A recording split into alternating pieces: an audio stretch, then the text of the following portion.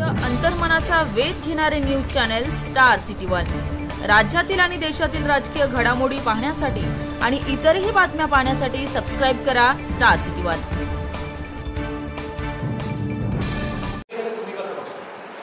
नाही, राज ठाकरेंची भूमिका कधी स्थिर राहिलेली नाही। राज ठाकरेंची भूमिका नेहमी 2014 मध्ये वेगळी होती, 19 मध्ये वेगळी होती, आता वेगळी आहे।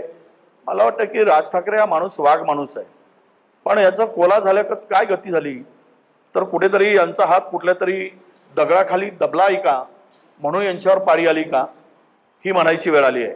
नाहीतर राज ठाकरे अशा जुमलेबाजांना जुमानणारा माणूस नाही, लावरे व्हिडिओ म्हणून ठणकावून सांगणारा माणूस।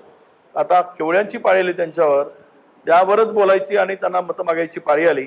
यावरून राज ठाकरेंचा हात कोणीतरी दगडाखाली ठेवला असेल, हाताखाली ठेवला असेल, हाताने दाबला असेल, कशाने तरी मात्र तो हात दाबलाय म्हणून त्यांच्यावरती पाळी आली असावी असं मला वाटतं। आणि राहिला विषय की ते कोणाचं सभा घ्यावीत, कोणासाठी जावं, हा त्यांचा तो वैयक्तिक प्रश्न आहे। भाजपला काही फायदा होणार नाही।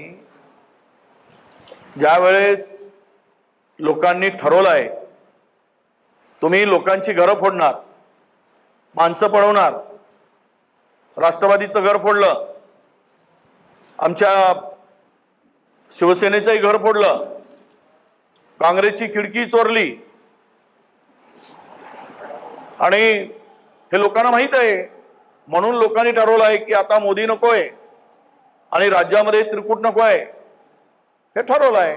त्यामुळे कोणी कितीही काही म्हणू देत, तुम्ही काल पाहिला असाल एरवी राज ठाकरेंच्या सभांना जो जनतेतील तरुणांचा जो उत्स्फूर्त असा प्रतिसाद मिळायचा तो कालच्या सभेत नव्हता। यावरूनच राज ठाकरेंच्या सभांना लोक कुठल्या नजरेतून बघतात हे आता दिसून आलेलं आहे।